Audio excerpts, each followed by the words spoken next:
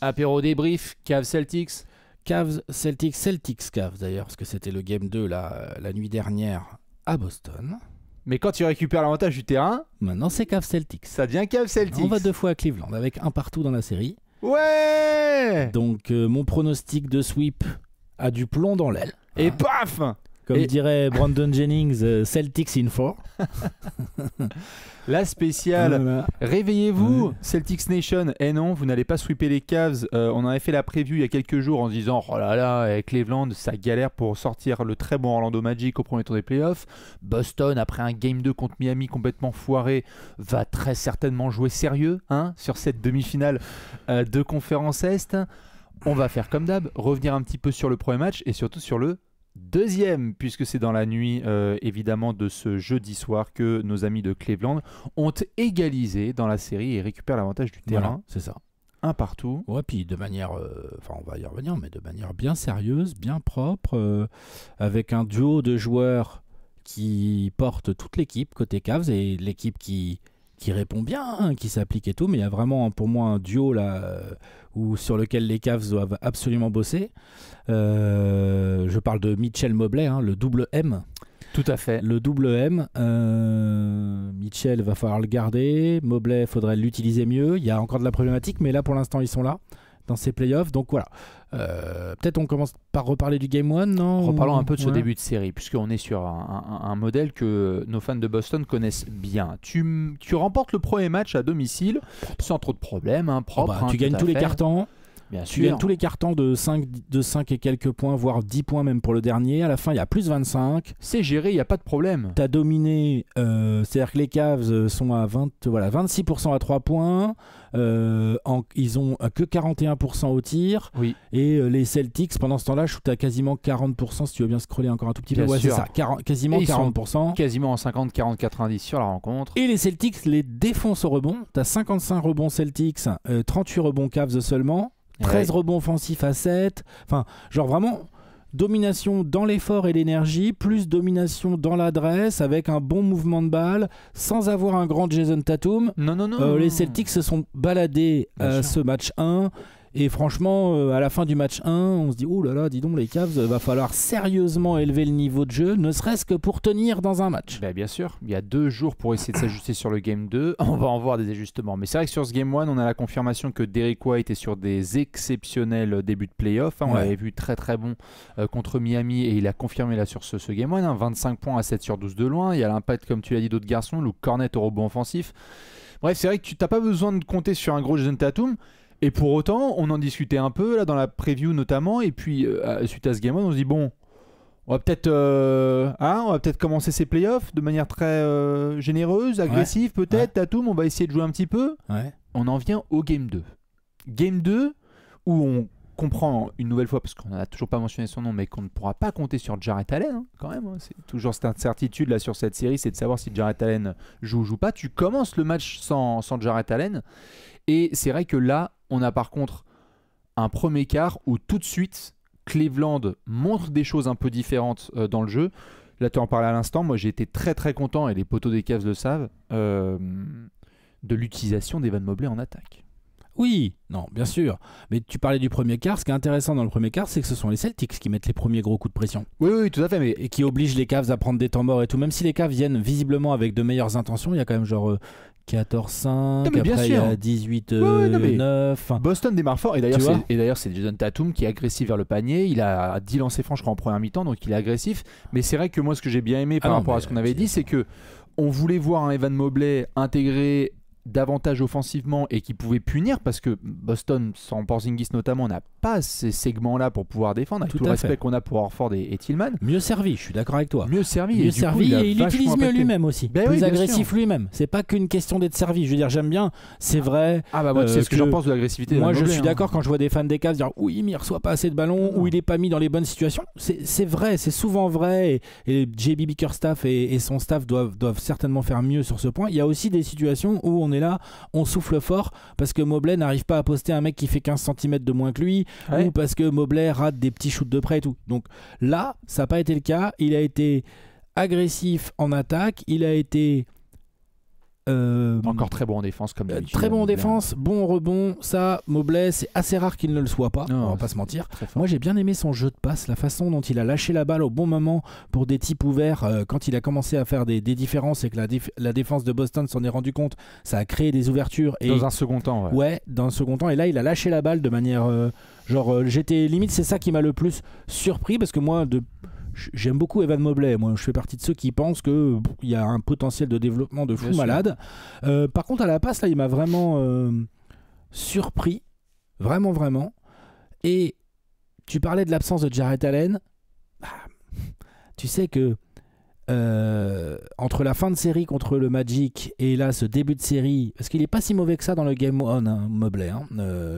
Les Cavs se font défoncer, mais Mobley fait pas une si mauvaise perf que ça. Il y a un bon gros double-double. Il essaye et tout. Je pense qu'il y a une vraie piste. Salut Kobe Altman, salut le front office. Pour moi, il y a une vraie piste. Une piste, hein, après, voilà, hein, ça vaut ce que ça vaut. Hein. Il y a une piste. Hein, Mobley, ça peut très bien être un pivot. Et en fait, peut-être que ta meilleure value pour modifier, améliorer l'équilibre de cet effectif, c'est Jarrett Allen. Tu veux dire qu'il y a des profils qui se supplanteraient les uns sur les autres? Non, mais parce qu'on parle souvent de oui, Mitchell Garland et tout, ils peuvent pas jouer ensemble. Il y a un truc à explorer, mais attention. Sûr. Mobley en 5 avec des... Alors là, ils n'ont pas de vrais 4, mais enfin, tu mets Okoro ou tu mets Okoro Struss, qu'on va dire qui bricole en 3-4. Et s'il était en pleine santé, Dean Wade, ce serait parfait en 4 voilà, à côté. j'ai vu, là, ils ont fait hier soir, ils ont fait rentrer du Nyang. Bon, moi, c'est pas forcément ce que je valide le mais plus. Marcus Morris, ils ont aussi un peu... ils ont essayé, parce qu'ils se rendent compte bien qu'il faut qu'ils mettent un peu de taille, parce que mine de rien, c'est assez long, t'as tous mes grands... bien sûr. Mais il était obligé en soi de devoir puiser dans son banc, parce que l'autre, il a pas Dean Wade, il y a certains garçons qui sont blessés. Mais oui, Evan Mobley, on le voit, il peut même stretch. Il a mis un shoot à 3 points, et dès le début du match, ça lui donnait aussi confiance. Donc c'est une des plus grosses clés du développement. Moi, j'en parlais là sur Twitter/X l'autre jour avec certains copains de la fanbase de Cleveland justement. C'est que c'est à se demander si il faudrait aussi de la part du staff cet été, si c'est le même staff d'ailleurs, on pourra se poser la question, de se dire aussi, bon les gars, on le voit bien, lorsque Evan Mobley il est bien intégré offensivement et qu'on lui fait comprendre que c'est un joueur qui peut punir absolument les défenses, parce que oui en effet le jeu de passe c'est vrai qu'il en a surpris certains, après tout à fait, après c'est un truc sur l'ensemble de la saison où il a montré qu'il était capable. Il y a des fois où tu as envie de dire t'es défendu par Derrick White ou Peyton Pritchard à 30 cm du panier. Je comprends que tu vas la donner à Isaac Okoro dans le corner. Il faut finir. Ouais, ça je suis d'accord. Mais quand là, sur ça, ce match-là, il a plutôt fini. Mais sur ce match-là, il a plutôt fini, tout à fait. Et donc, il y a un moment où il faut le responsabiliser davantage, puisque Donovan Mitchell en a parlé en interview de sortie de match. Le premier joueur qu'il a shout-out, et tu as raison d'en parler, c'est Evan Mobley, parce qu'il a donné le ton au reste de l'équipe sur le premier quart. Et il donne le ton aussi défensivement, c'est-à-dire que là, on a fait une petite digression Mobley et tout, mais pour en revenir au Game 2, moi, j'ai trouvé effectivement qu'on Game 2 remporté, je veux dire, c'est un blowout, les Cavs. C'est serré à la mi-temps, il y a égal, grosso. Et après, on finit à plus 24 le match. Donc, je vous raconte même pas la deuxième mi-temps. La deuxième mi-temps, c'est une horreur pour Boston. On a vu des Cavs. Ça a contesté quasiment tous les shoots, les Garland, les Struss, les Mitchell et tout, ils ont fait des vrais efforts sur les extérieurs pour aller contester tous les shoots. D'ailleurs, ça se voit, c'est pas l'unique raison, mais ça se voit dans le pourcentage de réussite des Celtics. Celtics qui ont continué à s'enfermer, on en a parlé dans la preview, dans ce jeu à 3 points. On a vraiment la sensation que les Celtics disent non mais c'est bon, on est à moins 16, mais les 3 points vont finir par rentrer, puis on va s'en sortir comme ça. Eh ben non. Et puis tu sais quoi, c'est très bien. C'est très bien parce qu'il y a un moment où non, moi je suis désolé, les Cavs ont fait un vrai bon Game 2, sont revenus avec des ajustements tactiques, des vrais, genre des ajustements tactiques qui se voient pas forcément dans les rotations pures, le 5 majeur elle-même et tout, mais dans la façon de aller chercher les shooters à 3 points, de jouer beaucoup plus rapidement aussi sur certains moments, d'aller dans la raquette. C'est-à-dire qu'on a parlé d'Evan Mobley, mais Garland a beaucoup drivé. Caris Levert, on en a pas encore parlé, il a été super en sortie de banc. Caris Levert qui outscore sur ce match à lui tout seul. Je l'ai noté quelque part.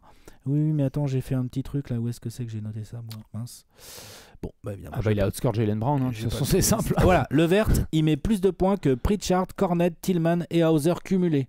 C'est-à-dire qu'en gros, il met plus de points que tout le banc de base des Celtics. Moi, c'est probablement l'aspect qui m'a le plus marqué, c'est quand tu parles d'ajustement, c'est... On va au cercle. Alors, les premières actions du match, c'est Donovan Mitchell, il a Jaylen Brown sur lui, on s'en bat les reins, on va créer des secondes chances, on va aller au panier. Caris Levert, sur la première mi-temps, il met un impact en pénétration. Et là, tu parlais ça, de l'absence de Porzingis tout à l'heure, t'as raison, parce que Horford, voilà, Cornet, il essaye et tout, mais enfin, c'est vrai qu'en protection de cercle, sans Porzingis, c'est pas du tout la même, donc ils ont raison de faire ça. Et dis donc, c'est marrant, comme par hasard, du coup, après les 3 points, ils rentrent.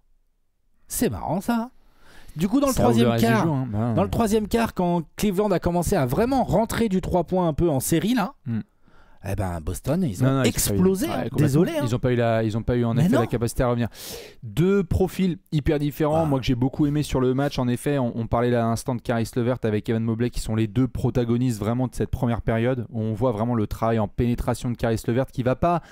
On le voit parfois capable de jack up des petits shoots à mi-distance ou à distance. Non, là vraiment il a compris que avec son handle et sa capacité à aller vers le panier, il peut faire la différence. Donc il a mis beaucoup de défenseurs dans la sauce. Petit give and go avec Mobley à un moment, tu sais, où il finit au dunk. Ah mais magnifique, il y a eu tout ce qu'il faut. Propre. Et pour autant, la première mi-temps donc en effet de Darius Garland et de Donovan Mitchell, on s'y retrouve pas trop, notamment au scoring où on n'y est pas. Mais tu sens tout de suite les intentions dès la deuxième mi-temps. Ce troisième quart, qui est donc un 36-24 pour Cleveland, pose les bases.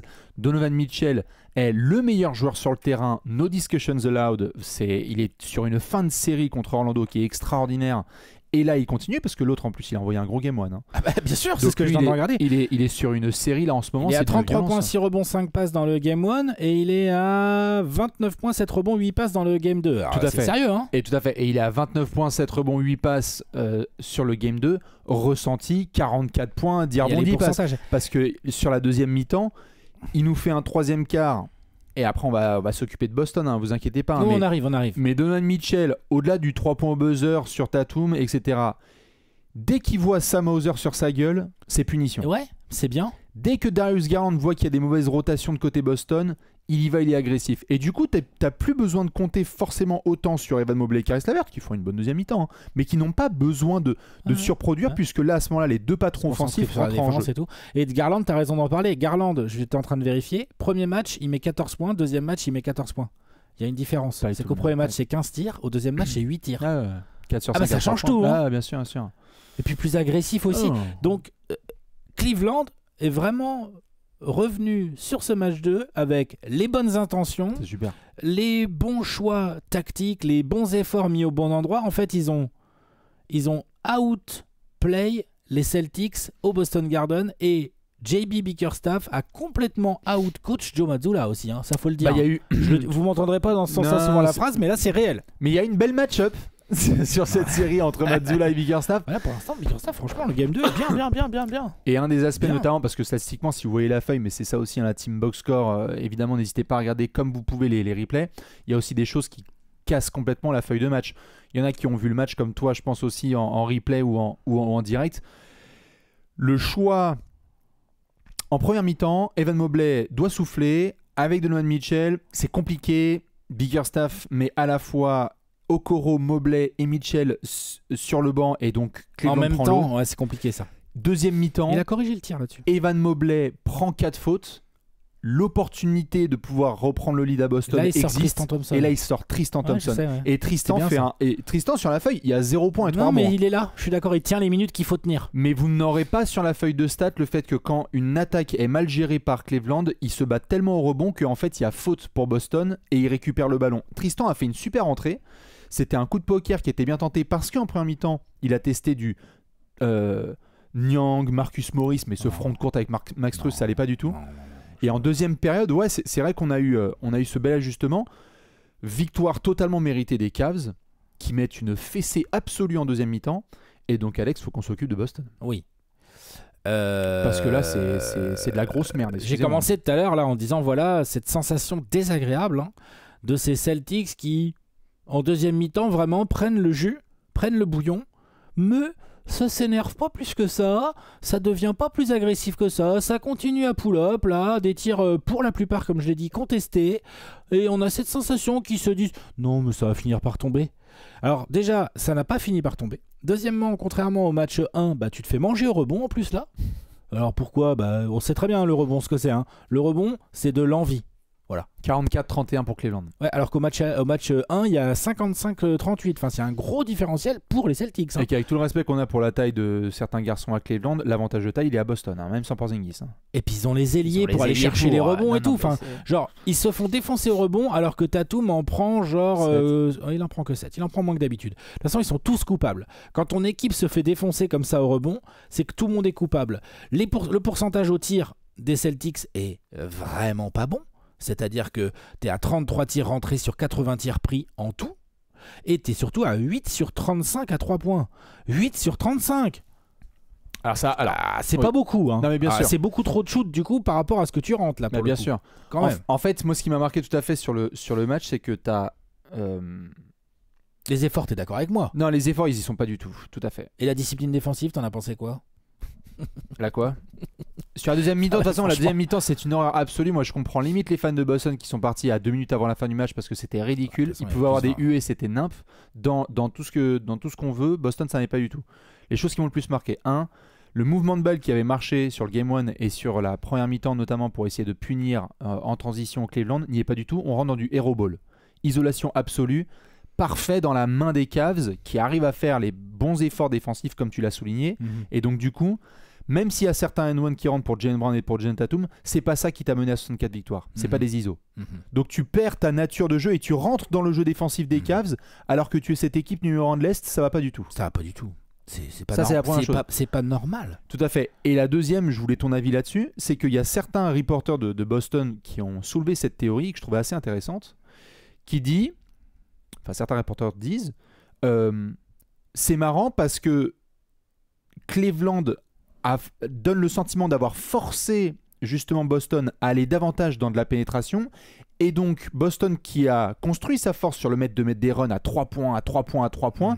Du coup, tu as commencé à prendre quelques vieux tirs à la con à 2 points, ne plus du tout te remballer sur ta force à 3 points et donc après tu es hors rythme.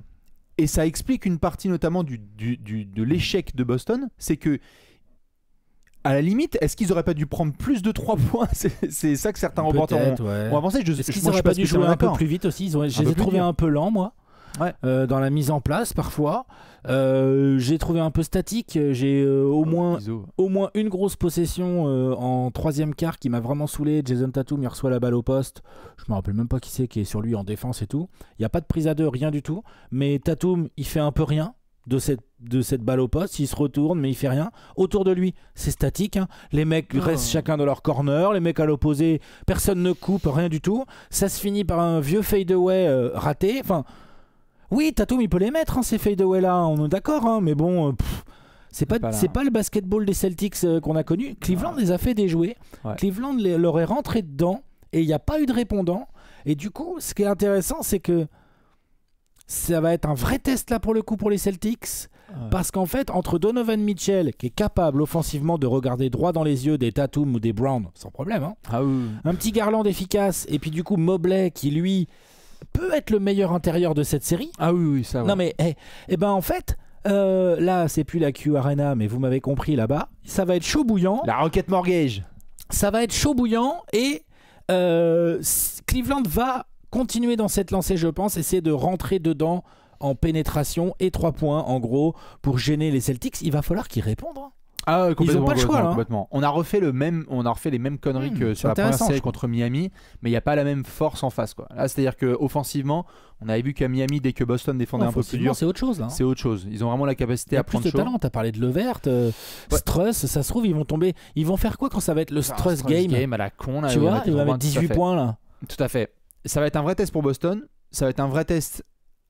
Évidemment, c'est toute l'équipe qui doit se rattraper. Parce que là, vraiment, ils ont chié dans la colle collectivement. Il n'y en a pas un qui sort plus du lot. Peut-être à la limite Peyton Pritchard qui a été bon, mais c'est tout.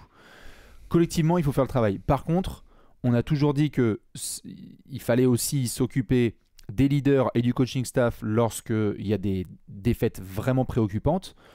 Des line-up testés par Joe Mazzulla le 25 mars, j'entends. Des line-up testés par Joe Mazzulla out of nowhere où ça ne marche pas et où il n'y a pas d'ajustement en cours de match là en 5 mai, on comprend rien. Moi j'ai trouvé ça atroce. Tillman plus Horford, ça n'a pas marché. Le double big line-up là, ça n'a pas marché. À quel moment ça ne marche pas? Quel moment ça marche? Enfin, Ou à la limite, peut-être. si t'as Evan Mobley et Jarrett Allen, Voilà. à ce moment-là, t'as deux Et que t'estimes bigs. que tu manques de taille et tout là. T'as deux bigs, pourquoi pas. Mais le problème, c'est que là, ça n'a pas fonctionné. Donc Cleveland les a punis. Sam Hauser, le pauvre, pour moi, c'était pas Sam Hauser sur le terrain. Là, c'était un buffet. Dès qu'ils l'ont vu sur le terrain, les Cavs, ils ont fait attends, mais donne-moi une fourchette et un couteau. Je vais bouffer. Donc vraiment, Mazzulla, il faut se sortir les doigts là et montrer, s'il y en a une, qu'il y a la poigne sur ce groupe. Et comme il a dit en conférence de presse qu'il faut se rattraper. Et puis moi je suis désolé, mais je sais que on a essayé un petit peu de le défendre parce que dans d'autres aspects que le scoring ça allait. Mais non, moi je sais que c'était mon joueur à suivre là dans la série. Je suis désolé là. Tatum Moké, il a fait un début de bon match là contre C'est pas Cleveland. le pire Celtics sur le game 2 par C'est contre. pas le pire Celtics sur le game 2, je suis d'accord. Limite sur le game 1 il est plus critiquable, mais comme il gagne on dit rien. Mais parce que le game 2 moi... Non mais ça va Tatum sur le game 2, il fait le ça travail. va, ouais. Juste, là je suis désolé. On a dit que c'est l'équipe numéro 1 de la conférence Est. Faire mieux. Cette équipe doit faire mieux. Elle a 2 matchs en déplacement. Vas-y, c'est bon là. Et je demande pas des matchs à 45 points des machins. Il faut que dans l'attitude ça soit bien. Donc quand j'entends notamment en conférence de presse Jason Tatum dire de toute façon on n'est pas une super team, on n'a pas eu le coach de l'année, on a eu que 2 All-Stars, on a personne à la conversation MVP. Quand il a balancé ça, moi j'ai compris les fans de Boston qui étaient choqués. C'est quoi cette attitude? C'était vraiment chelou comme déclaration. C'est un peu Calimero, un peu genre personne nous aime, gna gna gna. Ouais, c'était un peu. Franchement, il y en a un. Alors désolé d'enfoncer le couteau dans la plaie, hein, mais il y en a qui ont dit franchement Devin Booker de l'Est. Il y en a qui ont dit franchement. Ce côté un peu gna gna gna, Ouais. pas du tout le C'est côté pas faux. accountable de prendre la situation en main et de dire juste je dois être meilleur, on va être meilleur, point barre. Devin Booker, il aurait quand même dit que c'était excitant comme situation. Je Oui, pense. pardon. Hey, un challenge, Et alors oui, tout va bien. un nouveau challenge. Nickel. Alex, qu'est-ce que tu vas surveiller le plus et qu'est-ce que vous allez surveiller le plus sur le Game 3? Parce que là, on va avoir un gros Game 3 et gros Game 4 du côté de Cleveland avec l'avantage du terrain pour les Cavs. C'est quoi que tu vas observer le plus sur les 2 prochains matchs? La défense des Celtics. Autant là j'ai critiqué leur attaque, ils m'énervent et tout à 3 points machin et tout, mais je comprends, je peux comprendre le truc, ça peut tomber dedans et tout ça. Je pense pas qu'ils vont changer tellement d'attaque là. Par contre défensivement, La deuxième mi-temps, ils peuvent pas se faire ouvrir comme ça. Ils peuvent pas se faire ouvrir comme ça par. Va falloir. Par exemple moi, pour l'instant, défensivement là sur Game 1, en gros pour l'instant. Donovan Mitchell, alors qu'il y a Jrue Holiday, il y a White, il y a éventuellement du Brown qui peut venir et tout, il fait trop ce qu'il veut. Il passe l'épaule trop facilement. C'est trop facile, là, pour Donovan Mitchell. Et si Donovan Mitchell continue à t'ouvrir comme ça et qu'il est sur les bases d'une série en 32-7-7, ben Cleveland va vraiment te saouler. Hein. Et pourtant, je trouve que, je répète, entre Holiday, White et Brown notamment, t'as les moyens de faire mieux. Je te dis pas que tu vas museler Donovan Mitchell qui est un attaquant hors pair, mais tu peux faire beaucoup mieux. Tu peux lui faire baisser ses pourcentages au tir, tu peux amener 2 joueurs, faire circuler le ballon. Fais-lui lâcher la balle, oblige Garland bien sûr. à prendre les décisions qui a priori est quand même un peu moins en forme que Donovan Mitchell. Oblige même, je sais pas, du Okoro, du Struss, j'en sais rien. Bref, il y a moyen, il y a vraiment moyen. Donc moi la défense extérieure des Celtics, pour moi c'est grosse clé, surtout là-bas à Cleveland où c'est clair, si ça commence à tomber dedans des gros tirs de Donovan Mitchell, l'autre il va rentrer dans une petite zone là comme on le connaît et là t'es dans la merde. Ouais. T'es dans la merde. Non, complètement.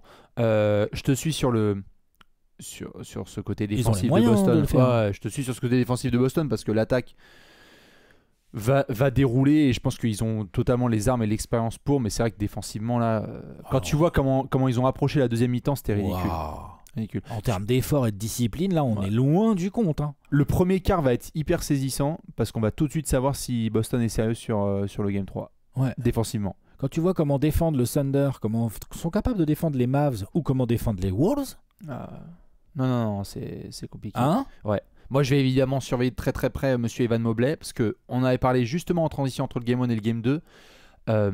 Faut enchaîner. Tu peux pas rester comme ça sur ce Game 2. Je suis Faut d'accord. enchaîner, il y a la Je veux dire, place. faut continuer dans la lignée quoi. Tout à fait. Faut enchaîner, il y a la place, il y a les ballons pour. Cleveland en a besoin.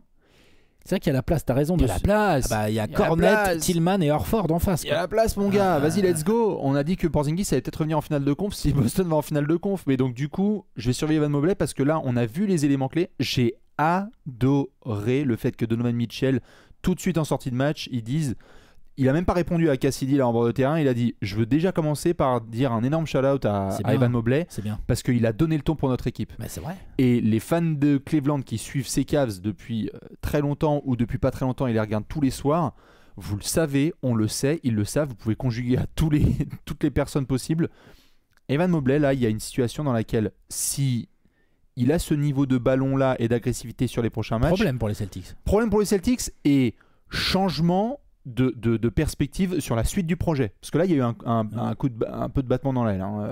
La série contre le Magic, elle est pas rassurante. Hein, Voilà. On va pas se mentir. On était un peu chelou. Evan Mobley, on le sait. Tu l'as dit, toi, tu es hyper confiant en lui. Et moi aussi, j'ai beaucoup d'espoir sur ce garçon, notamment sur ses capacités offensives. Franchement, il y a la place. Hein. Il y a la place. Il y a la place pour Evan Mobley. Les Cavs viennent de faire leur meilleur match depuis le début des playoffs, non? Les Cavs viennent de faire leur meilleur match depuis le Game 7 de Cleveland avec LeBron à Boston en 2018. C'est factuel, hein. En playoff, tu veux dire? Ouais, en playoff. Oui. En vrai. Donc c'est pas rien. Ah, c'est pas rien. S'ils arrivent à construire là-dessus, on va peut-être avoir une série bien plus serrée que ce qu'on aurait pu penser. Ce qui est cool. Moi, exactement. Chaud. Est-ce que Boston va nous faire sa spéciale Miami du premier tour, Oui. c'est-à-dire on a fait Game 1 réussi. T'avais dit 4-1 toi? Moi j'avais dit 4-1. Alors t'es comment? Ça bouge. Ouais. Toi tu Bah, changes. mon 4-0 il est compliqué. Ah, mais Je du coup, change, tu vas oui. dire- De fait, Non, mais attends, de fait, ça change. Non mais alors on revient à 3-1 à Boston. Non, je on pense revient qu'il peut y à avoir 2-2 là, moi, hein, dans cette ambiance-là. 2-2. Ah oui. Je pense que le Game 5, attention. Je pense qu'il peut y avoir 2-2 et un Game 5 avec énormément de pression sur le Garden, le TD Garden. Ouais. Je pense que c'est possible. Hein. Est-ce que ces Celtics sont aussi sérieux qu'ils l'affirment ou le sont ou le montrent c'est régulière? maintenant. C'est maintenant que ça se joue. Ouais. Moi je vais rester sur le 4-1 en espérant avoir tort pour que cette série soit diabolique. Dites-nous ce que vous pensez de tout ça bien évidemment et ensuite restez connectés. Il y a un petit Mavs Thunder dont on va parler. Des bisous, à la prochaine. Ciao. Ciao.